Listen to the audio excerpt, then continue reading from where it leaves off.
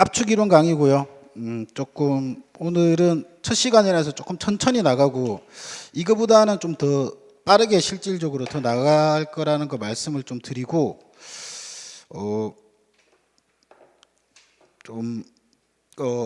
기본 이론에서 얘기하는 거 말고 심화 이론까지 가기에는 조금 부족하고 심화에서 조금 다뤘던 내용들까지는 조금 같이 가고 가겠습니다. 그래서 아주 중요한 건 꼭 기억을 좀 하셔야 될 것 같아요. 일단 처음에 가면 주기율표가 나와 있어요. 원래 기본 강의 때 다 외우라고 얘기합니다. 첫 페이지 가면 주기율표가 나와 있습니다. 이걸 다 외우라고 얘기하는데 뭐 지금 여러분들한테 원래 다 외웠다고 생각이 들고 이걸 원래 기본적으로 여러분들한테 다 외우라고 합니다. 지금 여기 적혀 있던 거. 내가 노란색으로 적혀 있는 건 웬만하면 다 외우라고 얘기를 해. 그래서 여러분들이 다 외울 거라고 나중에 기본 강의 아니니까 생각을 하고 여기서 몇 가지만 꼭 확인하고 갈게요. 여러분들이 나중에 뭐 처음 하시는 분은 아니라고 생각하고 기본 강의 한번 들었다면 나중에 연소 방정식 때문에 꼭 여러분이 아셔야 되는 게 C를 보시고 이게 탄소라는 건 꼭 알고 계셔야 돼요. C가 탄소라는 건 알고 계셔야 될 것 같고, 그다음에 H를 보고 수소라는 건 꼭 알고 계셔야 될 것 같고, 그다음에 O를 보고 산소라는 건 꼭 알고 계셔야 될 것 같고, N을 보고 질소라는 건 알고 계셔야 될 것 같고, S를 보고 황이라는 거 정도는 좀 알고 계셔야 될 것 같다라는 거 알고 계셔야 될 것 같고, 그다음에 NA하고 Mg가 이제 나트륨, 마그네슘이라는 것 정도도 여러분들이 좀 알고 계셔야 될 것 같고, 더 중요한 건 나트륨이 금속이니 이렇게 얘기하면 금속이라고 대답하셔야 돼. 약속이 되어 있는 거니까. 마그네슘이 금속이니 이렇게 얘기하면 금속이라고 대답하실 수 있는 게 필요하다라는 거 조금 확인을 조금 한번 해두고, 그 다음에 이 주기율표에서 여러분들이 확인하셔야 될 게 그 F, Cl, Br, I라고 적혀 있는 염소, 불소, 브롬, 요오드라고 적혀 있는 걸 묶어서 뭐라고 부르죠? 뭐라고 부릅니까? 이 네 개의 원소를 묶어서 아무도 얘기해요. 뭐라고 불러요? 들으셨죠? 법대 나오신 분입니다. 근데도 대답하잖아. 이 네 개의 원소 묶어서 할로겐 원소라고 여러분들이 알고 계셔야 돼요. 나중에 약제 할 때도 나기 때문에 할로겐 원소다라고 말하는 건 여러분들이 알고 계셔야 돼. 알고 있는데 대답 안 한 거예요? 응? 묵비권이야? 한 명씩 시킵니다. 그냥 있을 때 다 모르면 몰랐다고 얘기하면 돼. 할로겐 원소라는 거 알고 계셔야 돼. 그래서 할로겐 원소 뭐가 있어요? 그러면 불소, 염소, 브롬, 요오도 있어요. 이건 대답하실 수 있어야 돼요. 그 다음에 저 오른쪽에 보면 더 많긴 하는데 헬륨, 네온, 아르곤 이런 걸 묶어서 여러분들이 불활성 원소라고 하는 걸 조금 알고 계셔야 될 것 같아요. 불활성 원소. 자, 불활성 원소라고 부르는 건데, 자, 불활성 원소에 이 불활성 원소는 공기 중에서 기체로 존재하기 때문에 불활성 기체라고 부릅니다. 여기서 여러분이 꼭 아셔야 되는 문구는 뭐냐면 이 불활성의 반대말이 뭐겠어? 불활성의 반대말이 뭘까요, 여러분들? 크게 얘기해도 돼. 소리 안 들어가요, 여러분. 반대말은 활성일 거란 말이지. 활성일 거라고. 그래서 여러분들이 활성이라는 말과 불활성이라는 말은 조금 느낌을, 이게 책에 읽다 보면 나와. 그래서 이 말은 알고 있어야 돼. 그래서 불활성이라는 건 활성이 없다는 뜻이야. 그럼 활성이 있다는 뜻은 뭘까? 이런 뜻이라고. 그건 여러분들 알고 계셔야 되는데, 그러니까 활성이 있다라는 건 불완전하다는 뜻이겠죠. 원래 기본 강의 때 한번 했던 내용입니다. 불완전하다. 이 불완전하다는 말이 우리한테 어떤 의미를 주는 거죠? 불완전하다는 게 화학 반응에 참여를 잘한다는 얘기야. 화학 반응을 잘한다 이런 뜻이라고. 왜 이런 얘기를 왜 갑자기 하죠? 연소 반응을 얘기할 거니까. 오케이. 그럼 활성을 가진 거는 화학 반응을 잘해. 그럼 연소 반응도 잘할 수 있는 물질이라는 뜻이야. 근데 불활성이라는 뜻은 뭐야? 활성이 없다라는 뜻이겠지. 그럼 활성이 없다라는 건 화학 반응에 참여 안 해. 그럼 어느 반응에도 참여하지 않아. 연소 반응에도 참여하지 않아 이런 뜻이라고요. 그래서 이 불활성 원소는 나중에 알겠지만 절대로 연소 반응을 일으키지 않는 대표적인 물질로 들어가는 것들이라고. 그래서 나중에 교재를 읽다 보면 이런 표현이 나올 거예요. 활성이 있다, 활성이 없다 이런 표현이 나왔을 때 이 문구를 기억해야 된다. 그러면 활성이 있다라는 말이 뭐라고? 물질이 뭐라고? 불완전해야 돼. 불완전해야 화학 반응에 참여를 잘한다는 뜻이라고. 이런 말의 문구 정도는 조금 기억을 하셔야 될 것 같아요. 또 불활성 원소라고도 얘기하고 똑같은 말로 비활성 원소라고도 얘기하죠. 똑같은 말이죠, 그죠? 안일비자나 안일불자나 똑같은 말이니까 그런가 보다라는 얘기 정도 여러분 알고 계셔야 될 것 같은 얘기예요. 됐죠? 이 정도는 여러분들이 알고 있어요. 활성이 없다라는 문구. 오케이. 이런 느낌은 조금 기억을 하고 계셔야 될 것 같아요. 그래서 헬륨, 네온, 아르곤 같은 경우 불활성 기체, 불활성 원소로서 안전한 물질이다. 화학 반응에 참여 잘 안 한다. 연소 반응에 참여하지 않을 거다. 이 정도 말은 기억하고 계셔야 돼요. 됐죠? 뭐 더 있는데 이 정도까지만 하겠습니다, 여러분들. 뭐 기본 강의 때 여러분들 했다고 보고, 그 다음에 여러분들이 교재 12페이지에 와서 보시면, 자, 요건 여러분들 하실 수 있어야 될 것 같다. 나중에 연소 방정식을 꾸밀 수 있기 위해서 요거는 하실 수 있어야 될 것 같다. 옆에 예제 문제도 있으니까 다 풀어 보셔야 되는데, 여러분들이 어떤 물질이 있다. 그러면 여러분들이 이거 문제에서 줍니다. H2O라고 이렇게 적혀 있는 걸 우리 뭐라고 부른다? H2O라고 적혀 있는 물질을 물이라고 부른다. 그래서 이런 걸 조금 외워두고 있으면 좋죠. H2O는 물이라고 부르는 거고, CO2는 뭐라고 부르는 거죠? 이산화탄소라고 부르는 거 원래 알고 계시겠죠? 이산화탄소, 탄소. 그다음에 CO 이렇게 부르면 일산화탄소. 여러분들 알고 계셔야 되는 거죠. 일산화탄소. 승우가 NH3 이렇게 적혀 있어요. NH3 이렇게 얘기하면 처음 보나요? 잘한다. 암모니아라고 불러요. 암모니아 잘 몰라도 됩니다. 암모니아라고 불러. 아무튼 이렇게 물질마다 이름을 이렇게 붙여놨다고. 근데 H2O, CO2, CO 정도는 원래 여러분들이 외우고 있어야 되는 문구야. 됐죠? 그래서 이걸 해석을 좀 하실 수 있어야 된다는 게 중요하다라고. 화학 방정식을 꾸밀 때 아주 중요합니다. 꼭 기억을 하고 계셔야 된다고. 그러면 H2O가 뭐라고? 물이라고 했단 말이지. 앞에 3을 이렇게 썼단 말이죠. 맞습니까? 그럼 H2O가 몇 개 있다? 3개 있다 이런 뜻이라고. 그럼 뭐가 3개 있다는 뜻이야? 물이 3개 있다라는 뜻이죠. 물 같은 경우를 물 뭐라고 부르는데, 뭔지 잘 몰라도 상관없어요. 물 분자라고 부르는데 이 물 분자가 몇 개 있다? 3개 있다라는 걸 가르쳐 주고 있는 거라고. 됐죠? 그럼 이 물질을 구성하는 원소는 어떤 게 있어? 승욱이. H인 수소도 있고 또 누구도 있다? 산소도 있다 라고 대답하셔야 될 것 같고, 중요한 건 이거지. 이게 제일 중요한 거지. 산소의 수와 수소 원자의 수를 따질 수 있어야 돼. 오케이. 그러면 H2O 이런 뜻이 뭐야? H가 2개 있고 O가 1개 있다 이런 뜻이었죠. 근데 3H2O 이렇게 했다고. 그럼 H는 몇 개 있는 거야? 6개 있다고 대답하실 수 있어야 돼요. 수소는 6개, 산소는 3개. 이렇게 여러분들이 대답하실 수 있는 게 매우 중요하다라고 했고, 이게 시험에 나옵니까? 이렇게는 안 나와. 근데 나중에 화학 반응식을 꾸미기 위해서 하실 수 있어야 된다는 거 한번 얘기를 했고, 그다음에 분자량이라는 걸 계산할 수 있어야 된다라는 거. 뭔지 분자의 무게값을 표현하는 건데, 여러분들 하실 수 있는 게 더 중요하다. 분자량을 계산해라 라고 얘기하면 무조건 한 분자를 주고 뭘 다 한다? 원자량을 다 더한다. 다시 뭐라고요? 분자가 지금 3개 쓰면 안 돼. 몇 개만. 1개의 분자를 두고 원자량의 합을 다 더하는 게 뭐다? 분자량이다. 그래서 원자량을 줬다고. H는 얼마라고? 1. O는 얼마라고?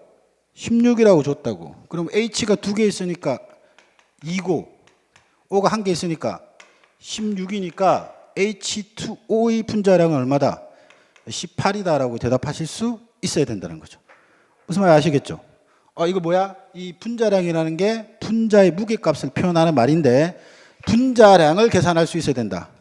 오케이. 이거 중요하다 그랬다. 이런 거 한번 생각 한번 해보시고. 그래서 자, NH3가 이렇게 적혀 있고 2가 이렇게 있다라고 적혀 있다고. NH3가 암모니아야. 그럼 암모니아 몇 개 있는 거야? 암모니아 2개 있다라고 얘기한다고. 수소 몇 개 있는 거야? 6개 있다라고 얘기하는 거라고. 질소 몇 개 있는 거야?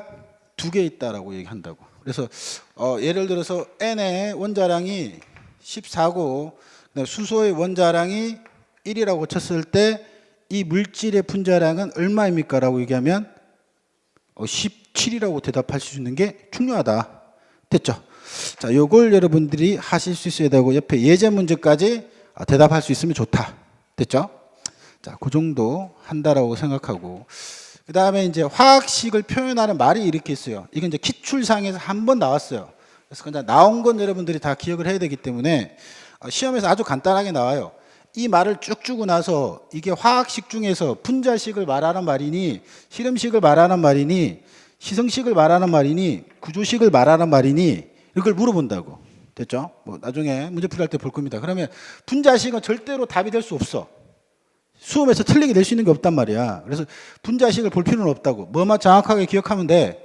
이 세 가지만 정확하게 기억하면 돼. 실험식을 설명하는 말에 가장 중요한 키워드가 뭐라고? 가장 간단한 정수비로 표현했다는 문구가 나오면 실험식이라고 대답하는 게 중요해. 이게 뭘까 여러분들 알 필요도 없어 이제. 됐죠? 그 다음에 어떤 화학식을 표현하는데 뭘 사용했다? 작용기라는 말을 사용했다 그러면 시성식을 고르면 돼. 그때 기출에는 시성식이 한번 시험 문제에 출제가 되었던 내용이라고요. 그 다음에 뭐를 하냐면 어떤 결합선을 사용해서 화학식을 표현했다. 키워드가 결합선이라고 그러면 구조식이라고 대답하는 게 수학적으로 중요하다. 많이 나왔니? 아니야. 한 번인가 두 번 정도밖에 안 나왔으니까 너무 가볍게 키워드 중심으로 기억을 좀 해두라고.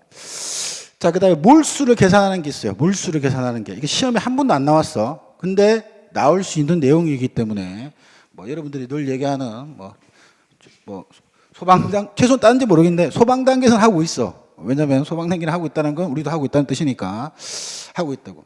그러니까 뭔지 여러분들이 디테일하게 알 필요는 없어. 근데 말만 느낌만 정확하게 계산하면 돼. 뭔 얘기를 하고 싶은 거냐면 우리가 한 타스 이렇게 얘기한다고. 한 타스는 단위라고. 몇 개를 묶은 단위야? 12개를 묶은 단위라고 얘기하죠. 그죠? 그 다음에 뭐 한 쌍 이렇게 얘기했어. 몇 개를 묶은 거야? 2개를 묶은 거라고. 그래서 1몰 이렇게 얘기한다고. 몰이라는 것도 어떤 단위를 얘기하는 거라고. 그래서 6.02 곱하기 10의 23승계의 묶음을 나타내는 단위야. 외울 필요 없습니다. 여러분들한테. 오케이? 그럼 이 경까지 간다고 단위가 엄청 큰 단위야. 그래서 이걸 이런 수많은 개수를 묶어서 뭐라고 부르는다고? 몰이라고 부른다라는 거야. 오케이? 근데 여러분들은 뭘 하실 수 있어야 되냐면 그 몰을 계산할 수 있어야 된다고. 야, 내가 질량이 이만큼 있는데 그럼 개수로 환산하면 너무 많아. 그럼 몇 몰이니? 이렇게 물어볼 수 있다고. 이건 이제 기사 시험에서 충분히 많이 나왔던 내용이라서 알고 계셔야 돼. 몇 몰이니? 이렇게 계산해서 물어본다고. 그 몰수를 계산하는 방법이 이렇게 세 가지가 있는데 시험에 나왔다 그랬어? 안 나왔다 그랬어요? 안 나왔다 그랬지, 그렇지? 그래서 시험에 가장 나올 수 있는 건 딱 요거야, 요거. 그래서 요거 하나를 여러분들이 꼭 기억을 하고 계셔야 돼. 몰수를 계산해라 라고 이렇게 얘기하면 물어본다고. 그러면 뭘 했냐면 화학식량 혹은 분자량분의 질량으로 계산한다 라고 이렇게 물어봤단 말이야. 그래서 이 식을 여러분들이 암기를 하고 계셔야 된다고. 오케이. 이게 화학반응식하고 그대로 연결이 됩니다. 그러면 옆에 예제 문제를 이렇게 줬다고. 시험 문제 이렇게 나온다고. 이게 숫자가 딱 안 떨어지면 여러분들한테 낼 수가 없어. 그래서 여러분들이 이 예제 문제를 푸실 수 있으면 된다고. 이런 문제를 나중에 이제 여러 개를 주겠단 말이죠. 그죠?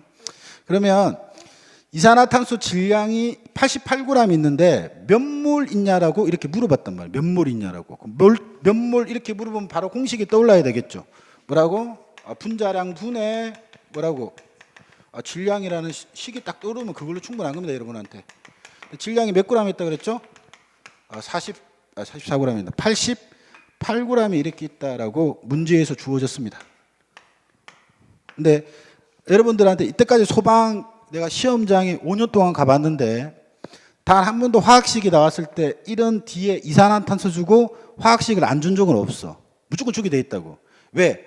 화학을 위해서 여러분들 하는 건 아니라 소방을 배우는 과정에서 하기 때문에 이런 거 식은 옆에 줍니다. 이산화탄소인데 CO2인데 분자량을 계산해야 되겠죠. 근데 원자량이 탄소 원자량 다 줍니다. 얼마라고? 12라고. 산소 원자량은 16이라고 준다고. 그럼 얘를 보고 분자량을 계산할 수 있어야 되겠다고. 분자량을 계산하면 12 더하기 그 다음에 16 곱하기 2한 값이겠죠. 그걸 다 더해주면 얼마지? 44입니다, 여러분들.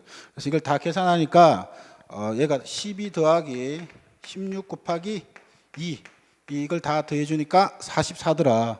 그래서 이걸 44g을 44를 분자량을 넣으니까 몇 몰? 2몰이다.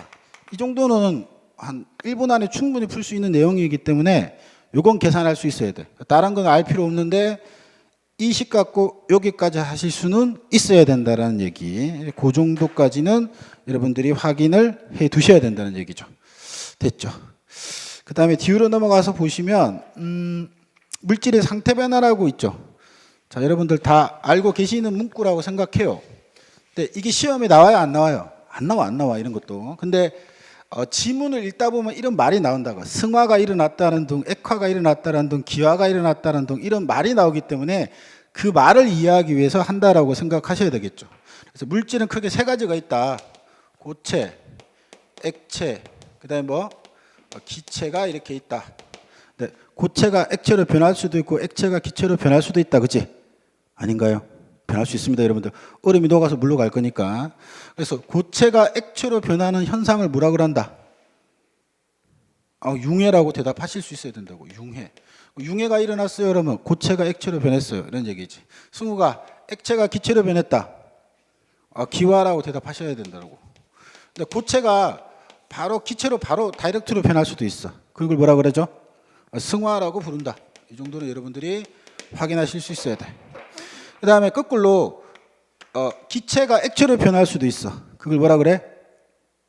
액화라 그래요. 기계적으로 나와야 됩니다. 액화라 그래야 돼. 그 다음에 액체가 고체로 변할 수도 있어. 응고라고 대답해야 되겠죠. 그 다음에 기체가 바로 고체로 변할 수도 있습니다. 승화라고 부른다. 여기서 하나 또 차이점. 내가 지금 적은 이 녹색 계열은 열을 방출한 거야, 열을 흡수한 거야?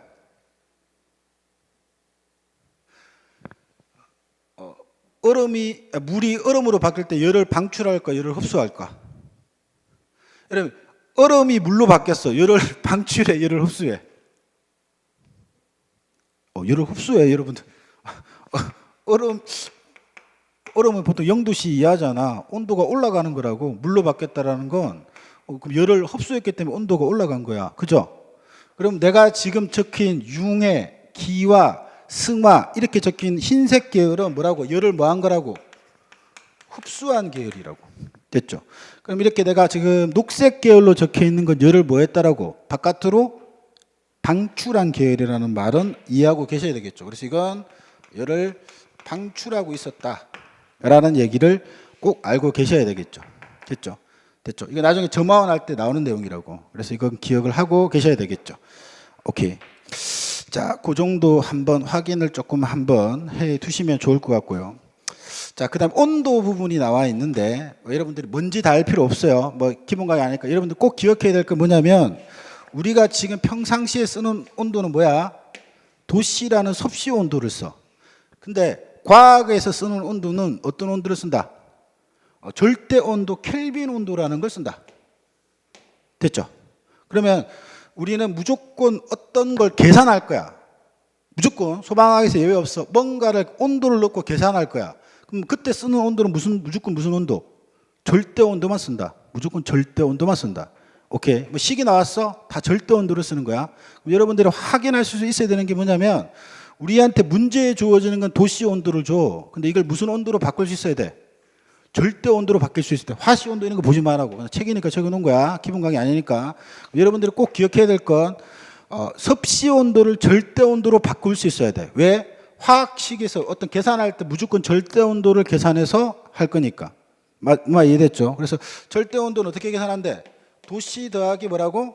273으로 계산한다는 식이 있다고. 이걸 여러분들이 암기를 하고 계셔야 되겠죠. 됐나요? 자, 그래서 예를 들어서 10도씨가 좋습니다. 10도씨는 몇 켈빈 온도야? 몇 절대 온도가 얼마야? 273을 더해서 283K라고 여러분들이 대답하실 수 있어야 된다는 거죠.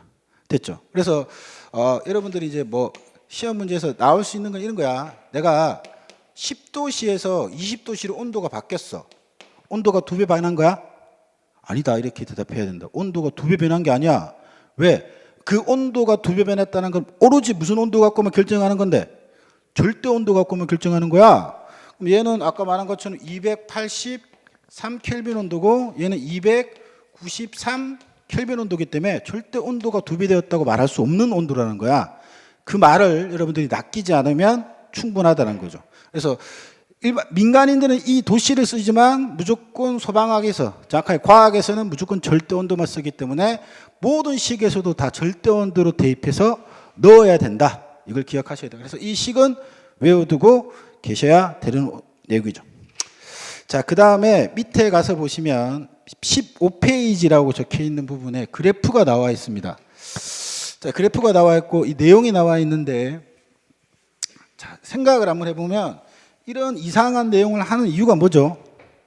연소를 다루기 위해서 이런 내용을 지금 다루고 있다고. 그럼 우리가 처음 하는 건 아니니까 연소는 흡열 반응이야, 발열 반응이야? 발열 반응이라고 우리가 보통 열을 방출하는 반응이라고 여러분들이 다 배웠단 말이죠. 그래서 열을 방출하는 반응을 발열 반응이고 열을 흡수하는 반응을 흡열 반응이야. 내용은 알고 있어야 되겠지만 제일 시험에 나오면 뭐가 나오겠니? 흡열이 나오겠니? 발열이 나오겠니? 발열이 나오지. 우리가 지금 이걸 하는 목적이 연소를 다루기 위해서 하는 거니까. 그래서 발열 반응을 조금 기억을 하고 계셔야 되는데, 자, 일단 텍스트에서 느껴지는 게 있어야 되겠죠. 발열 반응은 열을 뭐 하는 거? 방출하는 반응이고, 흡열 반응은 열을 어떻게 흡수하는 반응이라는 건 확인할 수 있겠죠. 맞죠? 자, 이거 확인하셔야 되고, 두 번째가 이런 거고, 자, 이런 거 한번 해보고 갈게요. 나중에 다시 하겠지만 처음 하는 게 아니라고 생각하고, 우리가 아까 메테인의 연소 방정식을 꾸미면 보통 이렇게 계산식을 씁니다. 그래서 뭐 개수를 맞추면 이렇게 된다라고 우리가 외우고 있어요. 됐죠? 그러면 이렇게 화살표를 기점으로 해서 왼쪽에 있는 게 처음에 주어지는 물질이야. 됐죠? 화살표 오른쪽에 있는 물질을 뭐라 그래? 나중에 만들어지는 물질이야. 이걸 한국말로 번역하면 메탄하고 산소하고 연소해서 뭐가 생겼다? 이산화탄소하고 물이 생겼다라고 일반적으로 얘기한다고. 화살표 기점으로 처음 주어지는 물질을 뭐라 그러는데 반응 물질이라고 얘기한다고. 그 다음에 타고 나서 만들어지는 물질을 뭐라고 얘기한다고? 생성 물질이라고 일반적으로 얘기한다. 여기까지 받아들였죠? 됐죠? 생성 물질이야. 오케이. 뭔지 잘 모르겠는데 이 반응 물질은 처음에 주어지는 에너지가 계산을 해보니까 계산할 필요 없어요. 예를 든 거야. 에너지가 100이었대. 에너지가 100이었대. 이 주어지는 이 물질의 에너지를 다 더하니까 에너지가 100이었대. 됐죠? 근데 아까 이게 연소 반응이지. 맨 마지막에 뭐가 나와? 타고 나면 열이 나오지, 그지? 마지막에 열 에너지가 나올 거라고. 열 에너지가 열이 얼마가 나왔냐니까 30이 나왔다라고 칠게. 그러면 생성물질 에너지는 얼마일까? 70이야. 이게 합리적일 거라는 내용이죠. 이게 지금 뭐라고? 이 발열 반응의 내용이 전부라고. 그럼 뭐냐면 지금 물었던 내용은 뭐냐면 발열 반응한다는 건 처음에 주어지는 이 반응 물질하고 나중에 생기는 생성 물질하고 있을 때 누가 더 에너지가 커야 된다? 반응 물질 에너지가 커야 된다는 얘기가 이 내용의 전부야. 그 다음에 지문을 잘 들어봐. 시험 지문은 이렇게 나오면 맞다라고 대답할 거니 안 할 거냐라는 거야. 뭔지 잘 모르겠는데 이상한 말을 써줘. 열화학적으로 연소 반응은 에너지 보존 법칙을 성립한다. 이런 문구가 문제에서 주어질 수 있어요. 물론 내가 모의고사에 벌써 냈죠. 이런 문제. 제가 만들어서 냈을까요? 어딘가에 있어서 냈을까요? 친구? 내가 만들어서 냈겠니? 이 문구를 어딘가에 있어서 내가 베꼈겠니? 괜찮아. 뭐 왜 얘기해? 내가 만들었겠니? 어딘가에 있겠니? 있을 것 같아. 소방학과 얘기해봐. 어딘가 있어. 그러니까 내가 하는 거지. 야, 내 혼자 주장하면 이게 시험에 나오겠냐? 절대 안 나오지. 교수님 생각을 잃은 거야. 무슨 말인지 알겠죠? 그럼 이 말이 맞다고 할래? 틀리다고 얘기할래?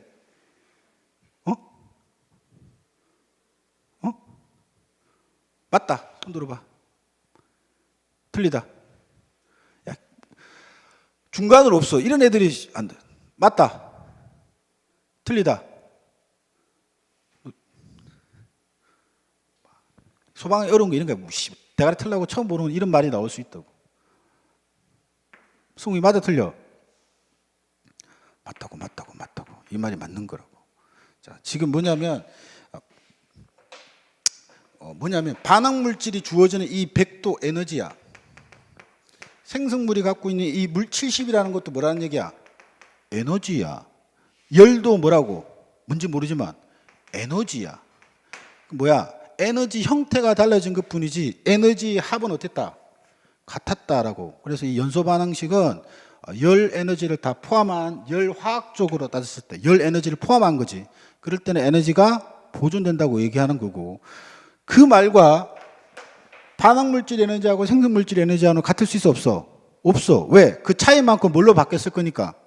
열로 바뀌었을 거니까. 지금 그 말을 기억하라고. 애들이 선생님이 아까 반응물질 에너지가 더 크다며요. 근데 왜 갑자기 이게 보존된다고 또 얘기하냐고. 얘기하면 안 된다는 거지. 무슨 말인지 이해하셨죠? 문구 아시겠죠? 그죠? 그래서 기본적으로 에너지가 열화학적으로 에너지가 보존되기 때문에 생성물질하고 반응물질하고 에너지 차이가 생긴 거라는 거지. 근데 이게 말은 쉬운데 텍스트를 시험장에 나왔을 때 헷갈리면 안 된다고. 자, 반응물질 에너지하고 생성물질 에너지하고 이제 누가 더 크다라는 걸 꼭 잊지 말라고.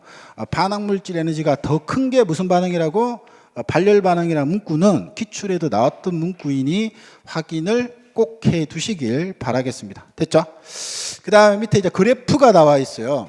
이 그래프가 나와 있는데 많은 얘기는 뒤에 가서 한번 하기로 하고, 여러분들이 이 그래프는 여러분들이 공부를 한 2년 하신다면 반드시 시험에서 만날 문제야. 그래서 꼭 기억을 하셔야 되는 그래프야. 출제가 된 적이 있어 없어? 없어. 이런 것들이 출제가 2년 안에 될 수 있는 내용이니 뭐 당장 4월에 나올 수도 있고 뭐 2년 안에 나온다고 생각하는 그래프야. 왼쪽 그래프하고 오른쪽 그래프하고 있어요. 어떤 게 더 중요해? 발열 반응이 중요해. 그럼 뭐 이상한 거에 꽂히고 그러면 안 돼요. 그럼 발열 반응 그래프를 보셔야 된다고. 다른 건 다 상관없는데 잘 보면 여기 에너지 이렇게 적어놨죠, 그죠? 그래놓고 이제 그래프가 요렇게 그려져 있고 경로, 시간이라고 이렇게 그래프가 그려져 있습니다. 다른 건 다 모르더라도 일단 이건 당장 외우고 가셔야 된다는 거죠. 그러니까 처음에 시간이야 오른쪽으로 갈수록 시간이 길어진 거란 말이지. 그지? 처음 주어진 시간이 짧은 거지. 이쪽에 물질을 뭐라고 한다고? 왼쪽에 있는 이걸 반응물질이라고 하고 오른쪽에 있는 이걸 뭐라고? 생성물질이라고 얘기한다고. 그리고 책에다가 심화 과정 때는 얘기했는데 여기다가 적어놔요. 이 반응물질을 뭐라고 얘기하냐면 원인계라고 어떤 교수님 책에는 표현해 두고 있어. 이 생성물질을 생성계라고 이렇게 부릅니다. 자, 이렇게 적혀 있는 교재도 있으니까 확인을 한번 해 두셔야 되겠지. 아무튼 반응물질 또는 원인계에서 생성물질로 변할 거라는 거야. 됐죠? 여러분들이 이 그래프에서 두 가지는 꼭 기억하고 있어야 돼. 첫 번째, 활성화 에너지를 찾으셔야 돼. 그래프 찾으셔야 돼. 그래서 시험 지문에 이렇게 준단 말이야. 자, 활성화 에너지는 어디입니까? 1번, 2번, 3번, 4번 이렇게 준다고. 그럼 활성화 에너지 몇 번? 4번이라고. 여러분들 외우고 계셔야 된다고. 활성화 에너지 지점 외우고 있으라고. 뭔지는 나중에 점화한 것을 한번 설명한다고 치더라도 일단 외우고 가셔야 된다고. 지금 두어지는 이 높이 차이가 활성화 에너지라는 거, 이건 외우고 계셔야 된다라는 거 확인하시고, 그 다음에 아까 맞죠? 반응물질의 에너지가 이만큼이야. 뭐 이만큼을 숫자를 그냥 넣으면 뭐 예를 들면 100이라고 이렇게 칠게. 생성물질의 에너지를 쭉 따라가서 여기 에너지 그래프니까 여기가 70이라고 읽는단 말이야. 그럼 반응물질하고 생성물질하고 에너지 차이가 생겼지. 이 차이를 뭐라고 한다고? 연소열 또는 반응열이라고 부른다고. 오늘 우리 교재에는 뭐라고만 적어놨어? 화학 반응에 의해서 일어나는 열을 다 그냥 반응열이라고 하고, 그걸 연소 반응에서 일어나면 뭐라고 얘기한다고? 연소열이라고 얘기한다라는 얘기죠. 문구 뭔지 알겠죠, 그죠? 뭐야? 이 차이만큼 뭘로 생길 거라는 거야? 이 차이만큼 열로 발생될 거라는 얘기겠지. 무슨 말 이해됐지? 이 차이만큼 열로 발생될 거라는 거야. 그래서 이게 반응열, 이게 뭐라고? 활성화 에너지는 기억하셔야 되고, 그 다음에 내가 그냥 하나 그려보면 이건 뭘 얘기할 것 같아? 이건 승우가 이 높이는 뭘 얘기할 것 같아? 이 높이 차이는 값이 얼마야? 100 아니에요? 반응물질의 에너지를 그냥 얘기한 거야. 뭐 고민할 필요 없어. 그럼 이 높이는 뭘 얘기할 것 같아요? 생성물질의 에너지를 얘기한 거야. 오케이. 근데 이런 거 갖고 답을 걸 수가 없어. 걸면 이상한 거야. 그래서 뭐는 꼭 기억해? 활성화 에너지 높이하고 연소율 또는 반항열이라고 얘기하는 구간은 확인하고 계셔야 된다.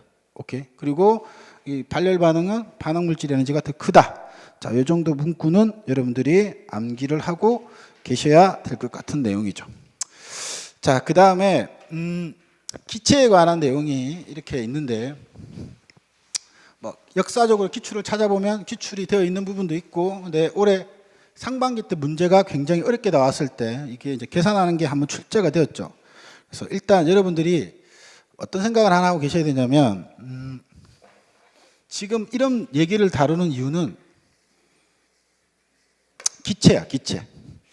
기체라고. 그럼 여러분들 고무풍선이 이렇게 있다고. 고무풍선에 바람을 부르는 풍선이 이렇게 생기겠죠. 안 생기나요? 생길 거라고, 그지? 내가 막 이렇게 풍선을 누르면 풍선 모양이 변해, 안 변해? 변하지, 그지?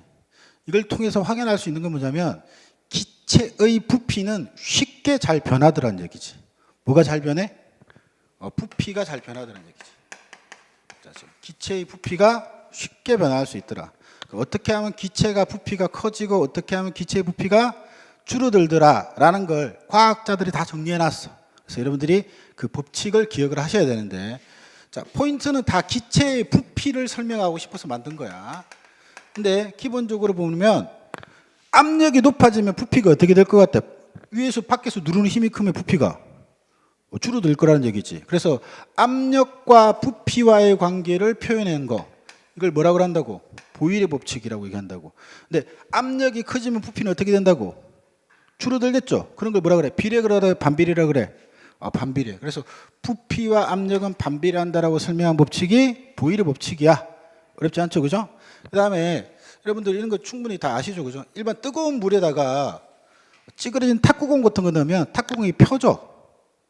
그 뭔 얘기냐면 뜨거운 열을 받으면 기체는 어떻게 되더라? 부피가 커지더라라고 설명한 법칙이 샤럴의 법칙이야. 그래서 기체의 부피와 온도와의 관계를 설명한 게 샤럴의 법칙이라는 걸 확인하셔야 돼. 그래서 온도가 올라가면 기체의 부피는 어떻게 되더라? 커지더라. 그래서 뭐라고 얘기한다고? 비례한다고 얘기할 거고. 무조건 과학에서 쓰는 온도 무슨 온도 쓴다고? 절대 온도 쓴다고 그랬죠. 절대 온도 이렇게 될 거라는 얘기죠. 보일 샤럴의 법칙 테스트 필요 없고, 그 다음에 이상기체 상태 방정식은 기억을 좀 하셔야 될 게, 말 그대로 압력 곱하기 부피 곱하기는 뭐라고? 몰수, 몰 곱하기 R이 뭐야? 상수야, 상수. 여러분들 내가 상수 이러면 상수가 뭐냐고 맨날 물어봐. 정해진 숫자 이런 뜻이야.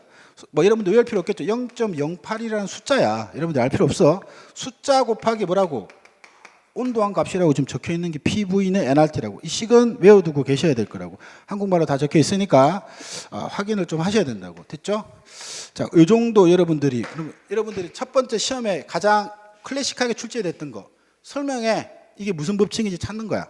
그러면 압력과 부피는 반비례한다라고 설명하는 기체에 관한 법칙이 뭡니까? 이렇게 물으면 포기에 보일의 법칙이 있다고. 그걸 대답하는 거 하나. 두 번째도 뭐가 나올 수 있냐면 올해 상반기를 기준으로 했을 때 계산 문제가 나올 수 있어. 자, 그 계산 문제를 하실 수 있으면 된다고. 그래서 그 날개에 이렇게 적혀 있는데 앞에 이렇게 적어 놓고 여러분들이 수식으로 적으니까 뭔지 맨날 물어봐. 이건 지금 설명하는 말이야. 계산을 만약에 하라 그러면 보일의 법칙을 계산하면 무조건 압력 곱하기 부피는 어떻다? 일정하다가 이 내용의 요지야. 압력 곱하기 부피한 값은 무조건 똑같다라는 거야. 됐죠? 샤럴의 법칙을 계산하라고 하면 그 계산하라는 거 뭐야? 온도분의 뭐는 부피한 값은 항상 어떻다? 일정하다라고 설명하는 법칙이 뭐야? 샤럴의 법칙이야. 됐죠? P분의 NRT를 말 그대로 방정식을 그대로 써서 계산하는 거야. 됐죠? 뭐라고? 보일의 법칙 계산하래. 뭐라고? 압력 곱하기 부피한 값은 같아요. 이런 뜻이라고. 샤라리 법칙 계산하래요. 온도분의 부피한 값은 어때요? 같아요. 이런 얘기라고. 됐죠? 그래서 그걸 옆에 날개에 문제가 이렇게 쭉 적혀 있다고. 그럼 읽어보시면 예제 1, 2번만 풀어보고 가겠습니다. 자, 보시면 일정한 온도에서 기체의 압력이 3기압이고 부피가 그때 2라고 줬다고. 근데 압력이 뭐라고 적었어? 6이래. 그때 부피가 얼마냐고 물어봤다. 그럼 여기서 물어보는 내용 계속 뭐와의 관계만 물어봐. 압력과 부피와의 관계만 물어보지. 그럼 무슨 법칙 써야 된다? 보일러 법칙 써야 된다. 이게 느껴지십니까, 여러분? 그럼 어떻게 계산하라고? 압력 곱하기 부피한 값은 항상 어떻게 된다고? 같아야 된다고. 처음 조정한 게 3기압일 때 2기압이라 그랬지, 부피가. 그럼 3 곱하기 2한 값은 압력이 6일 때 부피가 X한 거하고 무조건 같아야 된다는 얘기야. 그러면 얼마라는 얘기지? 얼마입니까? 1이라고 여러분 대답하시면 되죠. 어떻게 하는지 아시겠죠? 그 다음에 이렇게 주어졌다고. 일정한 온도에서 기체의 부피가 이렇게 됐다라고 했어. 근데 온도가 올라가니까 부피가 얼마입니까? 라고 물었으니까 온도와 부피와의 관계를 설명한 거 샤라리 법칙이죠. 그럼 계산 한번 해보면 어떻게 계산할 거라는 거야? 응? 어떻게 계산할 거야? 온도분의 0도씨분의 1세제곱미터. 그 다음에 273분의 x 이렇게 계산해야 된다고. 그럼 틀렸다고 대답해야 된다는 거야. 왜 틀렸어? 승우가 절대 온도로 바꾸셔야 된다는 거죠. 이게 중요한 거예요. 무조건 절대 온도로 하라는 얘기죠. 0도씨니까 절대 온도는 얼마라는 거죠? 207 얘기해도 돼. 여러분 내가 뭐 폭력을 잘 쓰고 그런 스타일은 아닙니다. 273 켈빈분의 부피는 1이지. 됐죠? 근데 지금 부피를 물었으니까 이때 273도씨니까 뭐야? 273에 여러분들 273에 더하기 뭘 해준 거? 273을 해준 온도겠죠. 분의 x잖아. 그럼 온도가 몇 배 커진 거야? 그럼 여기 값은 무조건 계산 안 해도 2라고 여러분들이 느끼시면 된다고. 이 정도는 여러분들이 많은 산수를 요하는 게 아니기 때문에 이 정도는 충분히 나올 수 있어. 됐죠? 어떻게 하시는지 아시겠죠? 그죠? 자, 그 정도 여러분들이 생각을 한번 하시고, 그 다음에 상반기 올해 출제가 되었던 문제. 여러분 보시면 제가 가서 복원했죠. 시중에 나오는 거 다 제가 복원한 걸 또 똑같이 펼쳤더라고. 자, 이렇게 보시면 이게 올해 출제가 됐던 거죠. 그죠? 0도씨 1기압일 때 밀폐된 지하실이 이렇게 있다라고 쳤어요. 밀폐된 지하실이 있습니다. 화재가 발생했대. 됐나요? 근데 화재로 인해서 온도가 증가되었대. 됐대 그랬죠. 온도가 증가되었대. 근데 화재로 인한 공기와 연기의 평균 분자량은 동일하고, 됐죠? 모두 이상기체로 거동할 때, 벌써 이까지 읽으면서 애들이 무슨 얘기를 하고 있지? 화재로 인한 화재실의 압력은 몇 배이냐고 물어봤다고. 뭔지는 잘 모르겠지만 이런 내용은 맞겠지. 0도씨 1기압이었어. 숫자만 있는 거 그대로 적어봐. 근데 온도가 몇 도씨로 바뀌었대? 400도씨야. 그때 압력이 얼마일까 물어본 거야. 지금 쭉 읽어보면 변한 건 이것밖에 없어. 맞나요? 선생님, 부피가 변할 수 있잖아요. 부피는 변하지 않았어. 문제에서 변하지 않았다고 줬어. 왜? 왜 부피는 변하지 않았죠? 뭐라고 적어줬죠? 밀폐된 지하실에 공간이 정해져 있어. 기체가 부피가 커질 수 없다라는 거야. 그러면 온도와 압력과의 관계를 나타내는 건 보일의 법칙도 아니야. 뭔 법칙도 아니야. 샤럴의 법칙도 아니야. 그럼 뭘로 가져야 돼? 이상기체 상태 방정식으로 가져. 이런 내용이야. 무슨 말인지 이해하셨죠? 그러면 난 잘 모르지만 이상기체 상태 방정식을 써보는 거야. 그래서 PV는 압력 곱하기 부피는 몰수 곱하기 R 곱하기 T 이렇게 되어 있다고. 처음에서 문제에서 주어진 건 0도씨라고 그랬어. 그때 1기압이라고 그랬어.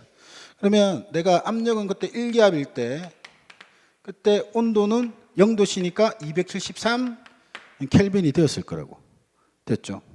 그러면 근데 절대 내가 지금 이렇게 바뀔 때 온도는 400도씨가 되니까 몇 도가 된 거지? 얼마가 된 겁니까? 673 켈빈이 되었다라는 건 확인하실 수 있겠죠? 그때 뭘 물어본 거야? 압력은 얼마입니까? 라고 물었다고. 근데 이 방정식이 일일이 변할 때 뭐는 변하지 않는다고? 부피는 변하지 않는다고 주어졌어. 주어졌죠. 뭐 이거는 변하지 않아. 여기가 10이면 얘도 뭐란 얘기야? 10이란 얘기일 거지, 그지? 무슨 말인지 이해됐지? 값은 뭐라고 지금 서로가 다 일정하다라고 지금 주어진 거야. n이 뭐라 그랬지? 몰수야, 몰수. 몰수 어떻게 계산한다 그랬어? 몰수 어떻게 계산한다 그랬어? 분자량분의 뭐라고? 질량으로 계산한다 그랬어. 몰수가 변했을까 안 변했을까? 쭉 읽어봐. 뭐가 변하지 않았다고 줬어? 분자량이 변하지 않았다고 줬다. 근데 질량은 변해 안 변해? 절대 변하지 않아. 질량은 절대 변하지 않아. 나중에 얘기하겠지만 절대 질량은 변할 수가 없어. 그래서 뭐가 변하지 않았던 걸 문제에서 준 거야. 분자량이 변하지 않았다는 건 질량도 변하지 않을 건데 그 나중에 연소방정식 한번 더 얘기하고 뭐가 변하지 않는다고? 물수가 변하지 않았다는 걸 준 거야. 뭔지 잘 몰라도 여기서 물수가 변하면 우리는 못 풀어. 바꾸고 생각한다. 근데 뭔가 동일하다고 자꾸 전제 조건을 준 거 봤을 때 이 몰수도 일정하다는 얘기지 지금. R은 뭐라 그랬죠? 상수야. 숫자가 변할 수 없어. 위에 거랑 밑에 거랑 숫자가 변할 수 있어 없어? 없어. 이것도 일정한 거야. 지금 문제에서 물어본 건. 그럼 물어본 건 이거네. 온도가 이만큼 증가하면 그만큼 이 방정식상 그만큼 모두 압력도 그만큼 증가했을 거란 내용을 지금 얘기한 거라고. 무슨 말인지 이해하셨죠? 이해됐어? 온도가 몇 배 커진 거지? 이렇게 하면 뭐야? 273분의 673 나누기 해보면 이게 해보면 2.46배 정도 커졌다라고 계산이 나온다고. 그러면 압력도 몇 배 커져야 돼? 2.46배 더 커져야 된다고. 압력이 2.46 기압이 될 거란 얘기야. 됐죠? 근데 지금 문제에서 몇째 자리에서 둘째 자리에서 반올림 해달라 그랬어. 그럼 2.5. 그럼 1기압에서 2.5기압이 됐기 때문에 몇 배 커진 거야? 2.5배 커졌다고 대답할 수 있겠죠? 그래 답은 3번이었다고. 처음 들었을 때 굉장히 놀랄 수 있는데 시험은 이런 거야.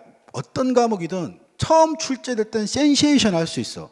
한 번 출제가 된 내용은 누구나 그걸 비슷한 것들을 학원에서 다 가르치기 때문에 이젠 더 이상 놀라워하지 않으면 된다고. 그럼 여러분들은 푸는 방법이 대충 이렇게 푸는 거구나. 그럼 나는 어떻게만 할 수 있으면 돼.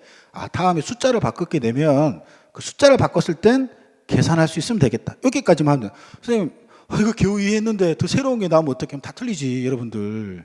과학을 하자면 다 틀린다고. 그래서 여기에서 숫자가 바뀐 것까지 나오면 내가 맞출 수 있겠다. 그 정도까지 연습하는 게 여러분들한테 매우 중요할 것 같다. 됐죠? 됐죠? 무슨 말이 이해됐지? 나중에. 근데 이거 나중에 여러분들 시험을 보려고 그랬는데 풀면 안 돼. 미리 나중에 내가 시험 봐갖고 다시 문답하고 보낼 겁니다. 됐죠? 자, 그 다음에 밑에 가서 보시면 연력학 법칙이라는 게 나와. 이거 여러분들 기출을 쭉 토탈로 찾아보면 이것도 기출이 된 바가 있어. 근데 내용은 아주 간단해. 막 설명해. 아까 얘기했죠. 시험 문제 뭐가 나왔다고. 예전에 법칙이 나왔을 때 어떻게 나왔다고. 압력과 부피가 반비례함을 설명하는 법칙이 뭐라고? 보일의 법칙이라고 얘기한다고. 그러면 이거 똑같아. 막 설명해. 이 녀석이 엔트로피가 증가하는 방향을 설명한 연력학 법칙이 뭐냐고 물어봐. 그럼 여러분들은 여기서 키워드를 딱 가지고 그게 어떤 법칙에 관한 것들인지만 확인할 수 있어요. 이해하고 자시고 할 필요 없어요, 여러분들. 하품하고 그러면 안 돼. 큰일 나.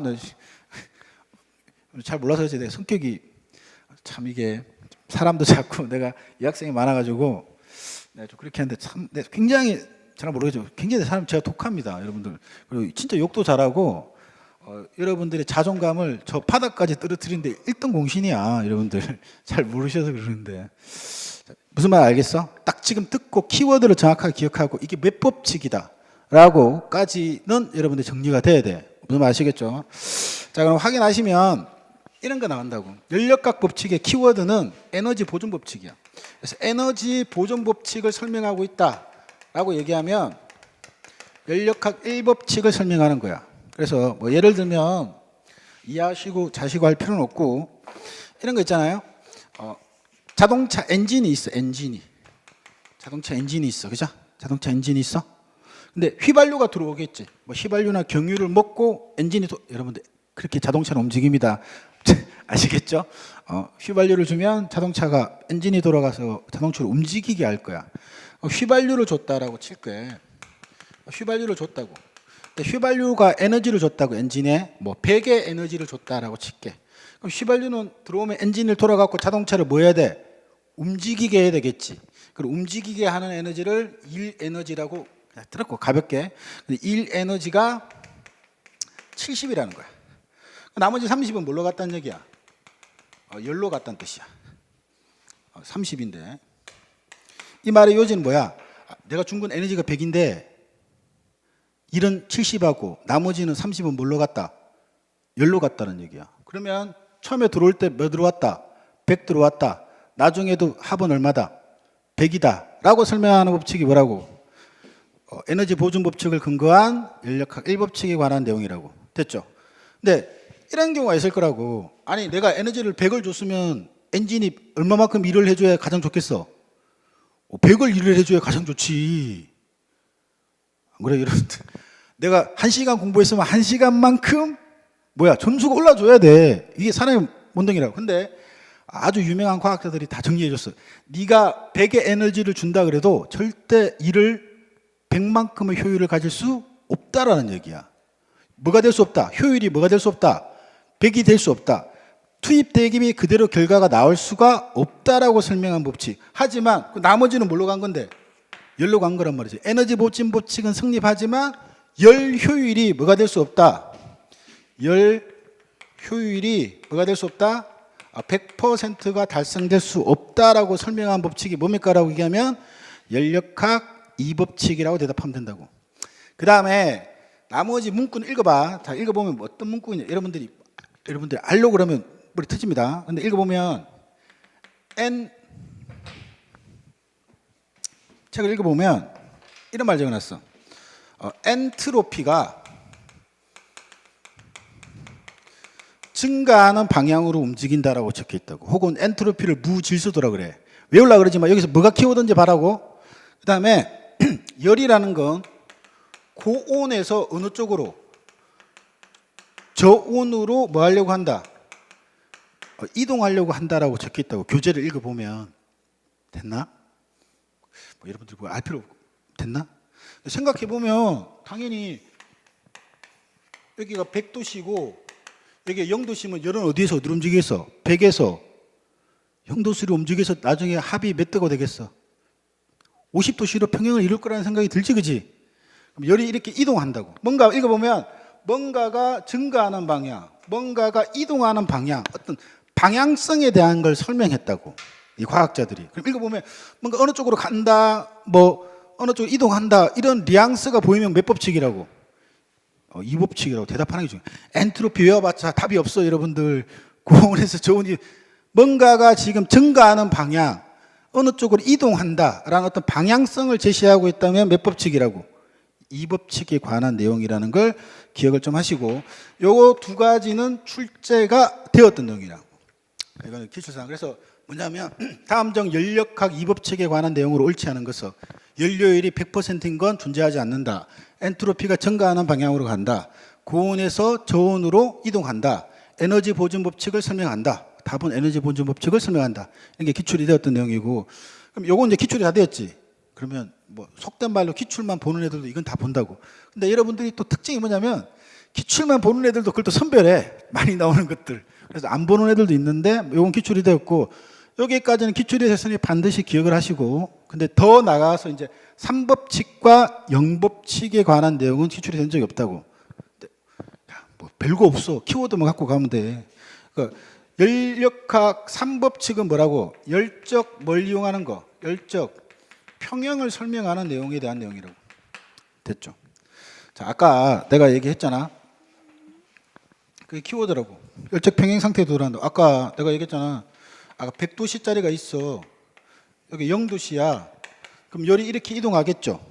둘이 나중에 온도가 어떻게 돼? 똑같아지겠지. 몇 도씨로?